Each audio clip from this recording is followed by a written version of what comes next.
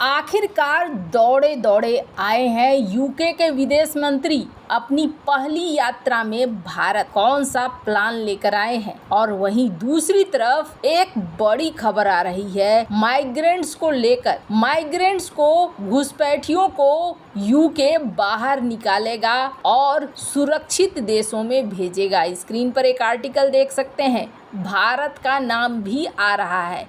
इसका क्या मतलब है? जियोपॉलिटिक्स में बहुत कुछ चल रहा है। जहां एक तरफ ये सारा कुछ चल रहा है तो वहीं दूसरी तरफ स्क्रीन पर एक तस्वीर देख रहे हैं। इस तस्वीर में इस वक्त हड़कंप मचा हुआ है साउथ कोरिया के अंदर। जियोपॉलिटिक्स में बहुत सारी चीज़ें चल रही है। हमेशा की तरह CIS न्यूज़ नेटवर्क के इस एपिसोड में जानने को मिलेगा बहुत कुछ। आइए जानते हैं इन खबरों को विस्तार से। साउथ कोरिया में एक ऐसी चीज हो गई है जिससे माना जा रहा है कि खतरे से खाली नहीं है। ऐसा होना नहीं चाहिए। स्क्रीन पर एक तस्वीर देख रहे हैं। इस तस्वीर ने इस वक्त साउथ कोरिया में हड़कंप शुरू कर दी है। और ये सारा काम करने वाला कौन है? करने वाला है नॉर्थ कोरिया और नॉर्थ कोरिया के तानाशाह किम जोंग उन। पिछले कुछ महीने से चल रहा था इन दोनों के बीच में एक युद्ध, एक ऐसा युद्ध जिसमें इस्तेमाल कचरे का हो रहा था।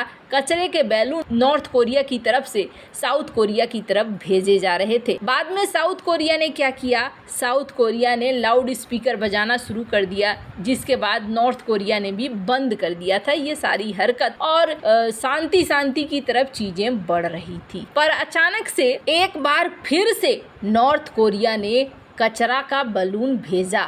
लेकिन इसमें कौन सी नई बात है? क्यों सिक्योरिटी एजेंसी इतना ज़्यादा अफरा तफरी मचा रही है? अफरा तफरी इसलिए मचा रही है क्योंकि नॉर्थ कोरिया का ये कचरे भरा बलून कहाँ पर गिरा है? ये गिरा है साउथ कोरिया के राष्ट्रपति भवन के कंपाउंड में। और ये एक बहुत बड़ी चीज है। इस लिहाज से नहीं कि उसके अंदर कचरा है, इस लिहाज से कि राष्ट्रपति कंपाउंड तक अगर कोई चीज पहुंच गई है, कचरा पहुंच गया है, तो कुछ और भी पहुंच सकता है। अभी आप देखेंगे ना, मीडिया में इस बात की चर्चा बहुत ज्यादा है। इससे पहले इतना ज्यादा चर्चा नहीं हुई थी। अल जजीरा में भी इस चीज को देखेंगे।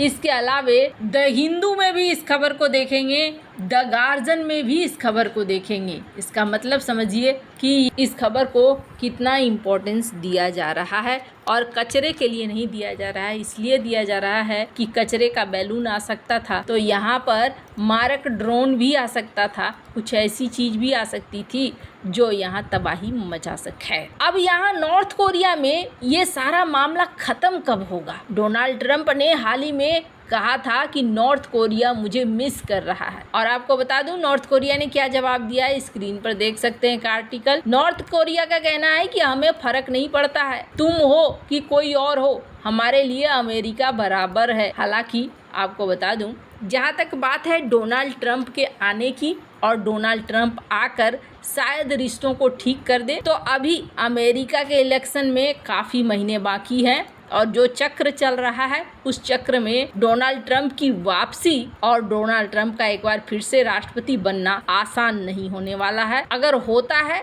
तो इसे माना जाएगा कि एक करिश्मा ही हुआ है। तो नॉर्थ कोरिया के लिए भी चीजें वैसी ही है जैसी अभी चल रही है और नॉर्थ कोरिया इस बात को समझता है। इसलिए नॉर्थ कोरिया ने अपने अलग अलग दोस्तों के साथ दोस्ती बढ़ानी शुरू कर दी है। जैसे कि स्क्रीन पर एक आर्टिकल देखिए, बेलारूस के फॉरेन मिनिस्टर नॉर्थ कोरिया पहुंचे हैं रूस के साथ जो कोऑपरेशन है उस कोऑपरेशन को आगे बढ़ाने के लिए। ये थोड़ी अजीब बात नहीं है। बेलारूस में चाइना की सेना उतरती है, युद्धाभ्यास करती है और बेलारूस के FM पहुंचते हैं नॉर्थ कोरिया रिश्तों को बेहतर करने के लिए।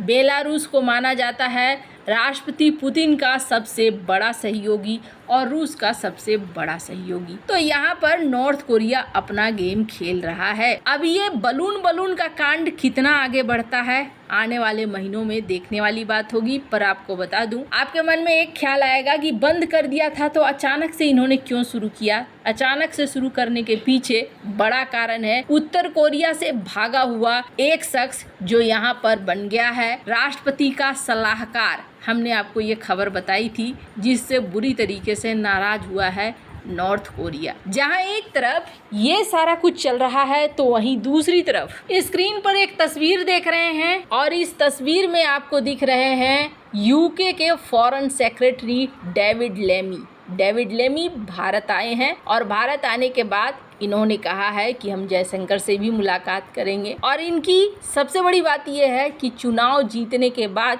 सत्ता संभालने के बाद पहली यात्रा डेविड लेमी ने भारत की है। डेविड लेमी पहले भी, इस चुनाव से पहले भी ये कह चुके हैं, कई बार एक फोरम में भी इन्होंने कहा था कि भारत एक सुपर पावर बन रहा है इस वक्त इकोनॉमी के क्षेत्र में और हम फ्री ट्रेड एग्रीमेंट नहीं कर पा रहे हैं। कितने दिवाली बीत गए, ये हमारे लिए सबसे बुरा है। हमें यहाँ पर भारत के साथ फ्री ट्रेड एग्रीमेंट साइन करना चाहिए। डेविड लेमी के भारत दौरे का सबसे बड़ा कारण ये है कि भारत के साथ ये बातचीत करना चाहते हैं इकोनॉमी को लेकर। यूके की जो इकोनॉमी है वो किसी से छिपी हुई नहीं है। यूके की इकोनॉमी इस वक्त बहुत ज़्यादा डाउन पे जा रही है और यूके अपनी अर्थव्यवस्था को सुधारने में लगा हुआ है। आपको बता दूं, डेविड लेमी भारत आए हैं तो पाकिस्तान के पेट में भी दर्द हुआ है का एग्जाम्पल आप स्क्रीनशॉट से देख सकते हैं। यहाँ पर पाकिस्तान के विदेश मंत्री ने कॉल लगाया है और डेविड लेमी से बातचीत भी की है। अब डेविड लेमी के यहाँ आने पर कई मुद्दों पे बातचीत हो सकती है,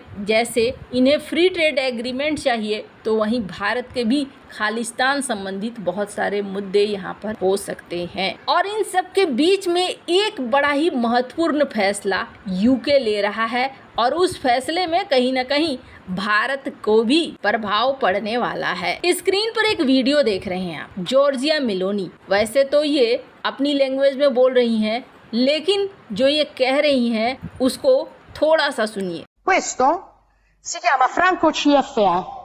È la moneta coloniale che la Francia stampa per 14 nazioni africane alle quali applica il signoraggio e in forza delle quali sfrutta le risorse di questa nazione. इसमें ये बयां कर रही हैं कि देखिए ये जो करेंसी है ना, ये करेंसी चलता है, फ्रांस की करेंसी है जो फ्रांस के छोटे छोटे उपनिवेश देशों में चलता है।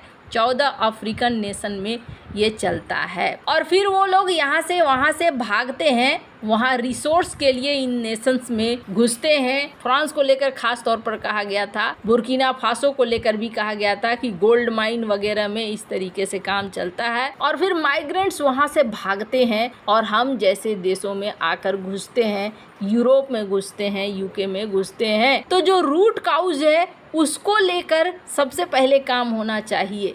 इन्होंने फ्रांस की क्लास लगा दी थी इस इंटरव्यू में।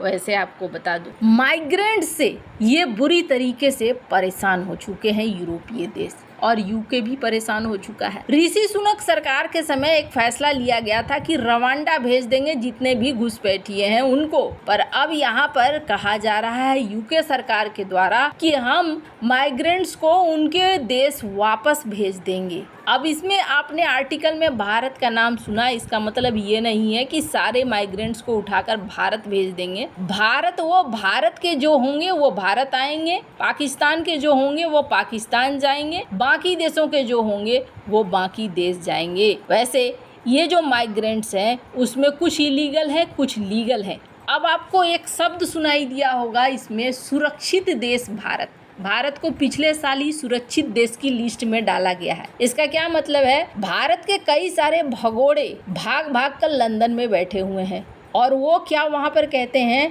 कि भारत सुरक्षित नहीं है, हम जाएंगे तो हमारे साथ जो है गलत तरीके से हमें कटघरे में भेजा जा सकता है, जेल भेजा जा सकता है, फांसी दी जा सकती है। तो ये एक्सक्यूज़ देकर वो आते नहीं हैं वापस। इसलिए अब ये चीज़ पिछले साल हटा दी गई कि नहीं जी, भारत सुरक्षित देश है, अगर भारत अपने किसी भगोड़े को मांग रहा है तो हम उन्हें वापस लौटाएंगे। हालांकि यूके के लिए इस वक्त बड़ी समस्या है, यूके इसे दूर करना चाहता है। अब किस हद तक दूर कर पाएगा ये तो समय ही बताएगा। वैसे आपको क्या लगता है, इन सब मामले में आपकी क्या राय है, कमेंट कर जरूर बताएं। जल्द मिलते हैं अगले वीडियो में नई खबर के साथ।